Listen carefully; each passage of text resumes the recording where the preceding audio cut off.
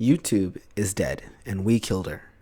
Over the past decade, all the signs were pointing towards an imminent demise, and we did nothing about it. From the fabricated influencer beefs of the mid-2010s and the uninspired content crapped out by copycat creators currently flooding our recommended pages to shorts. That last one isn't really on us, but it definitely doesn't help. The point is, the damage is done, and there's no way of reversing it. Or isn't there? Hello, people of the world, it's MP3, and fear not, friends, there's still some hope to be had. You see, I believe we are in the middle of a potential YouTube renaissance. I say potential because there's still a ways to go, and a lot of ways to screw the pooch along the way. So, in an effort to prevent such a reality from manifesting, I've traveled the vast and diverse landscapes of this platform to gather some tools to aid in the rescue of our beloved video site. We'll take a look at YouTube's past and present in hopes of bringing about a bright future. In the 19 years since this, we've been graced with the virtual friendship of so many faces with so many stories to tell. Folks like Casey Neistat, PewDiePie, Wasabi Productions, and Jenna Marbles established a culture in the early days of YouTube that has persisted even till now. Through them and other creators from that time, we've seen what it takes to make a life out of online video creation. With many of them surviving and outliving what I call the empty era, these leaders in the internet's marching band have made art that has fundamentally shaped the childhoods and life trajectories of so many young people who are finally coming of age. And their dedication to their craft and ability to adapt and evolve proves that this dream is the basis of a viable career, and one that, if nurtured well, has some major staying power. And as nice as it is to tie history in a bow of nostalgia, it ain't as simple as making what you want and hoping it blows up. No. Our forefathers and mothers fought tooth and nail to stay relevant. Through YouTube's many policy changes, some getting canceled, and the birth of YouTube's greatest competitor yet, it wasn't always peaches and ice cream. Thankfully, we've seen those issues managed and again have examples to follow. But with all those fires fought, it's clear this isn't a game anymore. My friends, welcome to the online video industry. YouTube is in its final year as a teenager and seems to be experiencing a bit of senioritis, with our greatest generation gone off to greener pastures and the middle era creators going post-platform and straight up disappearing. Who will our champions of tomorrow be? Heck, who are our champions today? While we may feel some deep nostalgia for its formative years, the time of old YouTube is simply over. If this were One Piece, which it should be, it always should be, I'd declare this the beginning of YouTube's Great Pirate Era. Basically, this is a period of great revolution and major world change. For those who get it, and don't, new wave creators are the worst generation.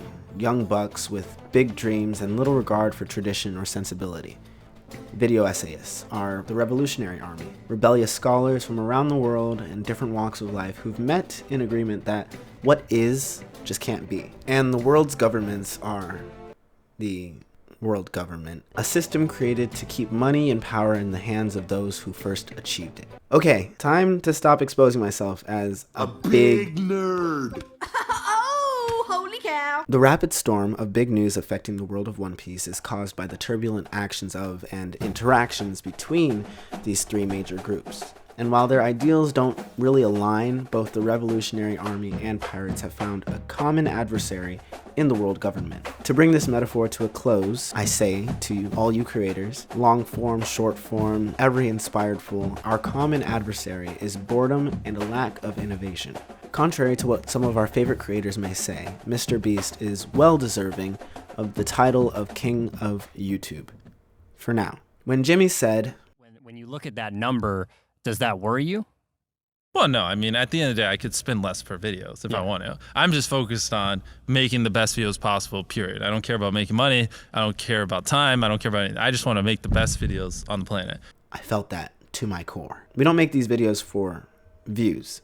At least not these kind of views. We make them for eyes. The eyes of those who want to feel something, to be inspired. But reach on this platform is built on a soulless algorithm.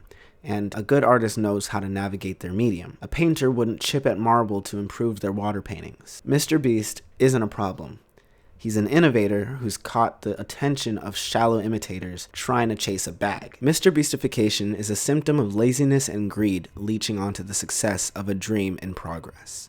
And strangely enough, in this similar vein, I believe, though, that YouTube new wave creators and video essayists ought to take some notes from Jimmy. Even though YouTube is becoming an industry, it's possible to steer it in a direction where heart, hope, and artistic expression are still at the very center of everything. My aunt used to live in Paris. YouTube's future is uncertain, as is the future of anything, really. But what is certain is that everything has a future. And the only constant of each of those futures is change. In the 19 years since... Alright, so here we are in front of the elephants. Cool thing about these guys is that they have really long fronts, and that's cool. And that's pretty much all there is to say. YouTube has seen many faces come and go. Some have made major impacts on the culture of this website, while others have just been able to bask in all her fun. And in that time, the only notable contender has been TikTok, and only after a long list of failed attempts to dethrone the queen. There have been lots of ups and downs, and again, that's the way with anything.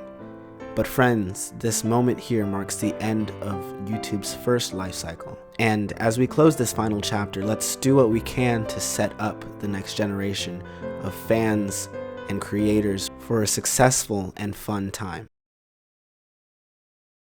But yeah, I guess that's it. My hope for the future of YouTube is that, you know, creative people can continue to be inspired, especially with so many things around the world changing and being added to our freaking algorithm of existence. Like, a creative heart will be one of the most necessary things as we get into more and more of a science fiction future.